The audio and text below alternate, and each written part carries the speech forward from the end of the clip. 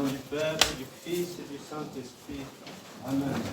Chers frères et sœurs, en ce jour, nous faisons mémoire des saints glorieux, illustres apôtres Pierre et Paul. Et nous sommes dans cette continuité de la fête de Pentecôte. En effet, après la fête de Pentecôte, nous avons eu cette mémoire de tous les saints, et ensuite nous avons commencé cette nouvelle période qui est marquée par ce jeûne, par cette pénitence, et nous aboutissons, après ces quelques semaines de jeûne, à cette si grande fête des saints apôtres Pierre et Paul, qui montre l'importance de ces deux piliers de l'Église. En effet, le Christ a choisi et a désigné des apôtres pour commencer cette mission de semer ces graines qui devient l'Église. Et que c'est à travers cet acte d'amour, à travers cet acte de foi, comme nous le montre ce passage de l'Évangile, où le Christ dit, mais toi, qu'est-ce que tu crois? Qui je suis? Il y a cette parole si forte qui dit, tu es le Christ, le Fils du Dieu vivant. Et le Christ montre que ce n'est pas par rapport à une question de raison, ce n'est pas quelque chose de physique, cette réponse, mais c'est quelque chose qui a été inspiré par Dieu pour dire, pour proclamer qu'il est vraiment Dieu. Et c'est ce que nous avons à vivre. À vivre, ça veut dire que nous avons à faire vivre en nous ce fruit de Dieu qui nous inspire, qui nous nourrit, qui nous fait comprendre, non plus par la raison, mais par le cœur, par la foi, que Dieu existe, que Dieu s'est incarné, et que Dieu s'est incarné pour notre salut, pour avoir cette union.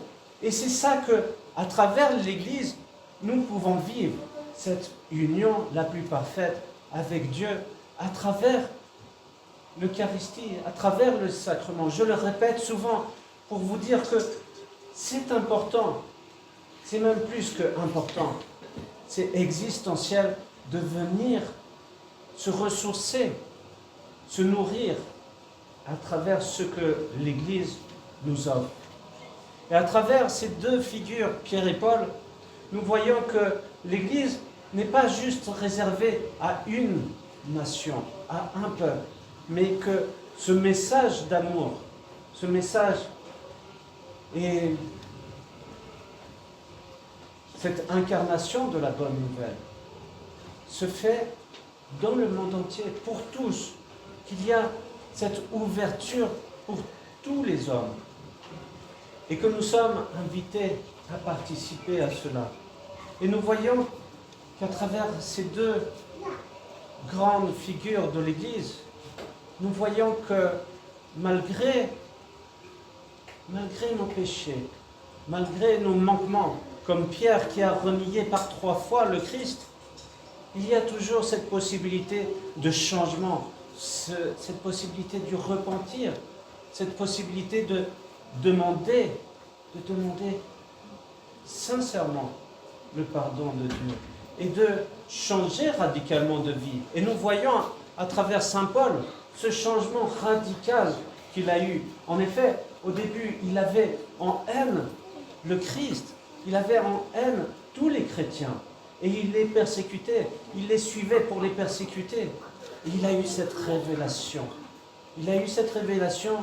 Et il a osé, malgré tout ce qu'il a pu commettre contre Dieu et contre son peuple,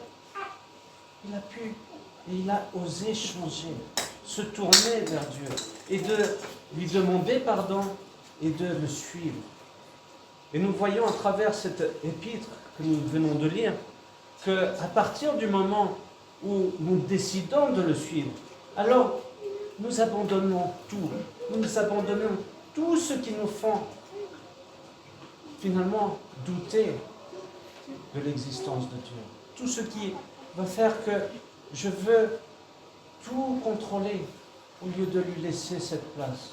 Et il dit très bien, Saint Paul, qu'il n'avait plus le souci de qu'est-ce qu'il allait manger, de qu'est-ce qu'il allait se vêtir, qu'est-ce qu'il allait faire demain, parce qu'il était dans ce complet abandon en Dieu. Et c'est ça que nous avons à vivre, c'est d'avoir cette foi, de confesser qu'il est Dieu, qu'il est un Dieu vivant, et que par le Christ, nous avons cette voie de la vie qui nous est ouverte, et que nous avons à prendre ce chemin avec foi, avec confiance, avec amour, et de ne pas se soucier qu'est-ce qui va se passer. Qu'est-ce qui va se passer demain? Ou est-ce que d'être dans l'église, est-ce que ça va choquer l'autre? Ou que ça va susciter une telle haine que je serai persécuté? Non, ayons confiance en lui et abandonnons-nous complètement à lui par l'intercession des saints et glorieux illustres apôtres Pierre et Paul. Amen. Amen.